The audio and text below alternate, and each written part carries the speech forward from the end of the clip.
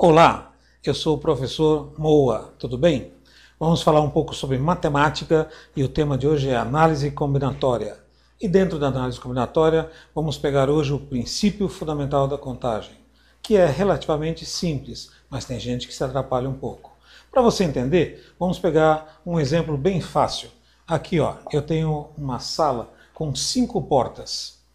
3 portas exclusivamente de entrada e 2 portas exclusivamente de saída.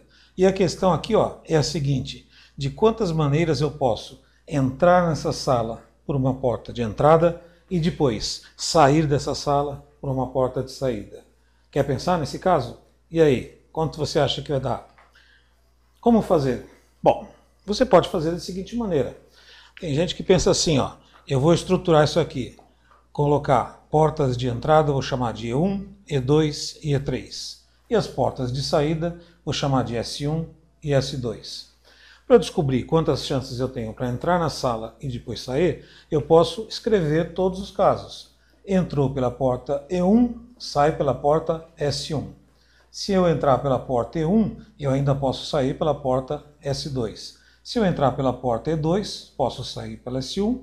Se eu entrar pela E2, posso sair pela S2, entrando pela E3, posso sair pela S1, e entrando pela E3, eu também posso sair pela S2.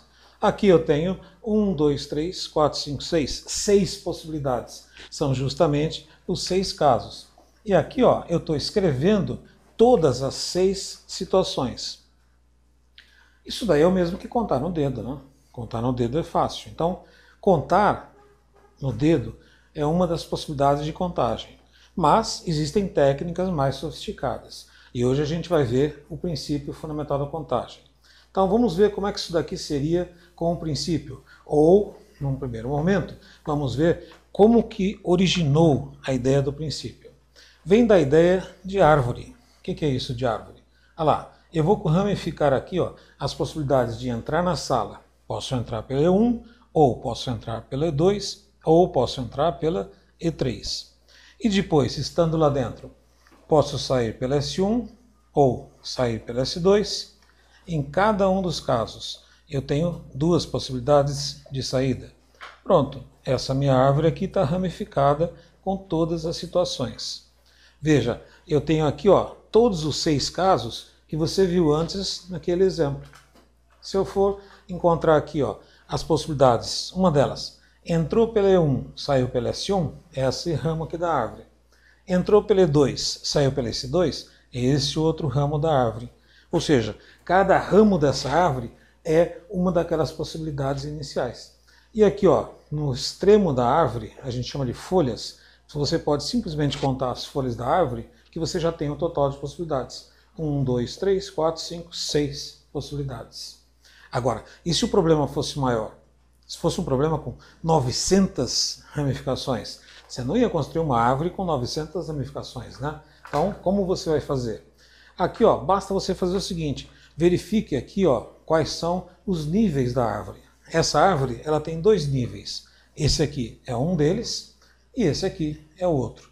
Ou seja, eu estruturei essa árvore de forma que você vai relacionar cada nível dessa árvore com as possibilidades de tomada de decisão. Eu tenho que tomar 2 decisões aqui para esse problema.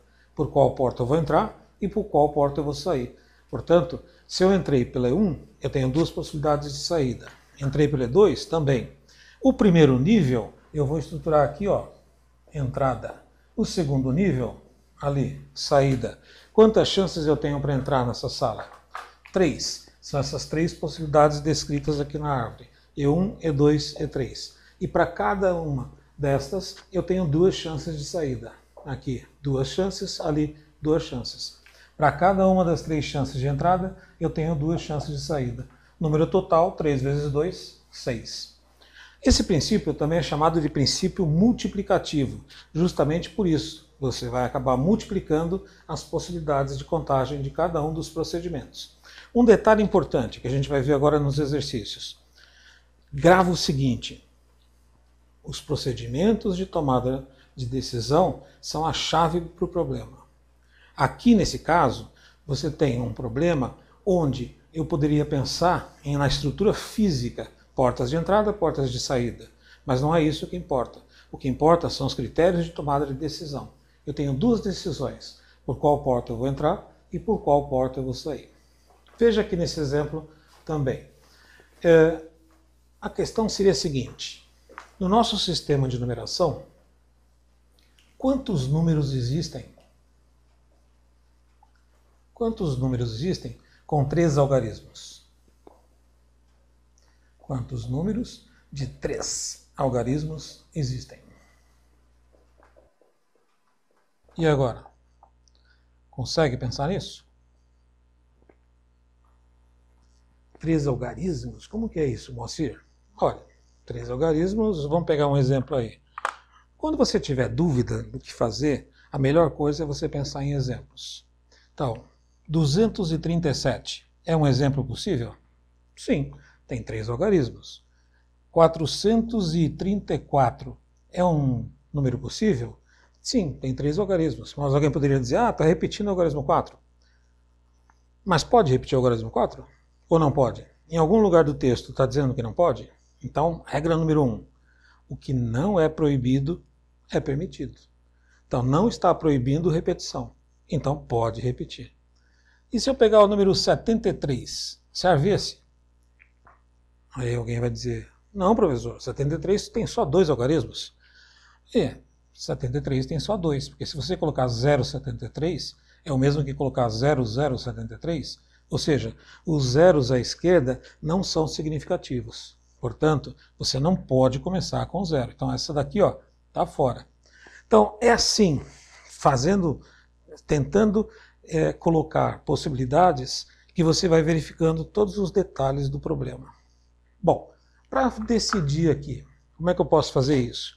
Posso contar no dedo? Posso. Essa é uma possibilidade. Posso usar o princípio fundamental da contagem? Posso.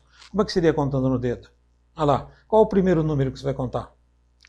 O primeiro de 3 algarismos é o 100, porque 99 tem só 2. E o segundo de 3 algarismos, quanto que é? 101. E o terceiro de 3 algarismos? 102. E aí vai. Qual é o último de 3 algarismos?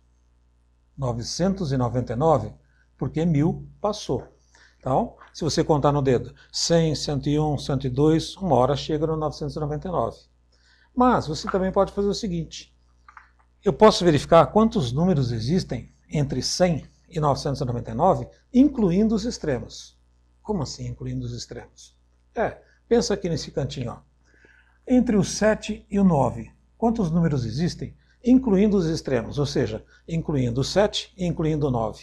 Quantos números? 7, 8 e 9. Ou seja, 3 números. Agora, se eu fizer 9 menos 7, quanto vai dar essa conta? 2. Não deu 3. Não tinha que dar 3? Por que não deu 3? Porque quando eu tiro o 7, eu tirei os 7 primeiros, incluindo o 7. Mas o 7 serve, porque eu quero os extremos. Então o que eu vou ter que fazer? Acrescenta o 7 de volta. Mais 1. 3. Pronto. 3 possibilidades. Entre 100 e 999, seguindo esse raciocínio aí, quantos números existem? O que você vai fazer? Você vai pegar 999, vai subtrair 100, essa conta é simples, vai dar quanto? 899. Porém, olha lá, quando eu subtrair 100, eu tirei o centésimo número, mas o centésimo serve. Então o que eu faço? Coloco ele de volta. 900. Esse é o total de números de 3 algarismos que existem no nosso sistema de numeração. Do 100 até o 999. Bom, mas aqui eu contei no dedo. Como que era mesmo o nosso princípio fundamental da contagem? Para você fazer a contagem, você vai ter que verificar o que interessa. Eu tenho que montar números. Nas tentativas que eu fui escrevendo aqui de números, o que eu escrevi? O primeiro número que eu escrevi, se lembra qual que era? 237. Olha lá, quantas decisões eu tive que tomar aqui? Eu tive que decidir qual é o algarismo que está entrando na ordem das centenas. Tive que decidir qual algarismo que está entrando na ordem das dezenas. E tive que decidir qual algarismo que está entrando na ordem das unidades. Ou seja, eu tive que tomar 3 decisões. Portanto, para fazer esse problema pensando no princípio fundamental da contagem, eu tenho que ter 3 procedimentos individuais. Eu vou verificar as possibilidades de escolha da centena, as possibilidades de escolha da dezena e as possibilidades de escolha da unidade. Sendo que você tem restrições aqui para alguns destes. Então, por exemplo, a centena pode começar com 0? Não, 0,99 não tem 3 algarismos. Então, no algarismo da centena, eu tenho que ter 0, diferente de 0. Nos demais, tem alguma restrição? Não. Então vamos lá. Quantas chances eu tenho aqui para a centena? De 1 a 9, 9 possibilidades. Ou seja, se eu fosse fazer a construção da árvore, minha árvore começaria com 9 ramos aqui, logo no primeiro nível, do 1 até o 9. E para a dezena, quantas chances eu tenho agora? Serve o 0 nesse caso? Serve. Então volta a ter 10 algarismos possíveis. Ou seja, na nossa árvore, o que ia acontecer? No segundo nível da árvore, para cada uma das possibilidades da centena, você vai ter 10 possibilidades na dezena. Vão abrir 10 ramificações. E na unidade, 10 possibilidades de novo. Ou seja, para cada uma dessas 9, tem 10 na outra e 10 na outra, é só multiplicar 900. Tinha que dar 900? Tinha que dar 900. Agora, qual é o jeito mais fácil de fazer? Contando no dedo? Ou usando o princípio? Bom, aí cada um é que sabe o que é mais simples.